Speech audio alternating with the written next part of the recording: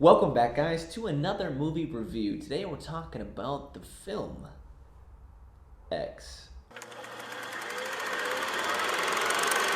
X is directed by Ty West, and he has directed a couple of other horror films, which I will show right here. It stars Mia Goth, Brittany Snow from, you guessed it, Pitch Perfect, the musician Kid Cudi, and many other lovely actors here. It's a relatively simple premise and pretty much exactly what you'd expect from a delicious 70s style horror flick. You can definitely take this film at face value and enjoy it for the bizarre horror romp that it is, or you can dig a little deeper. As a horror film, it falls pretty clearly into that camp slasher-esque film genre, and it works. It manages to develop a certain level of tension quite effectively in delivering on some really gruesome kills. I will say that Ty's writing and direction does elevate the material substantially, providing us with some well-constructed cinematography and some underlying themes to be able to munch on, and some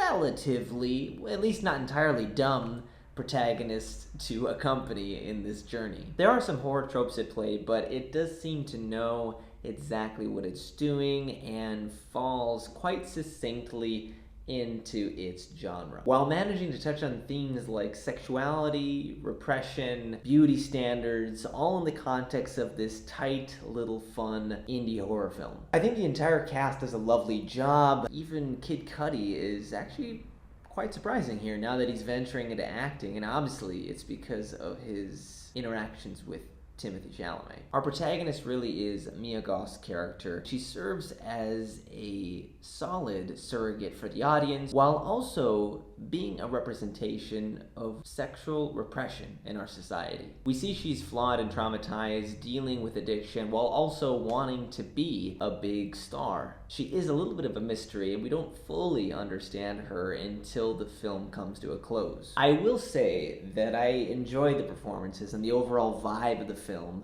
as it really does fit into this era of the 1970s in some place in rural Texas where something scary, crazy happened. Also, the excuse of the incompetence for our sexually depraved porno crew is not because they are entirely illogical or actually outright just incompetent by default, but rather because of their idea, or the collective idea, of our societal construct around elderly people or older people. Which brings me to the antagonists that are old in the film. They're an older couple, so they aren't seen as threatening by our group of protagonists, which I actually find quite clever. However, I didn't fully understand the decision to use a young actor in the place of an elderly person. The actress in particular, who played the elder women, had tons of makeup on, and I couldn't help but see straight through the makeup into the younger actress's eyes. The themes that I mentioned earlier were mostly grazed upon without really deepening too far into them, but it was nice, and I appreciated the attempt to give us something else beyond that outer kind of layer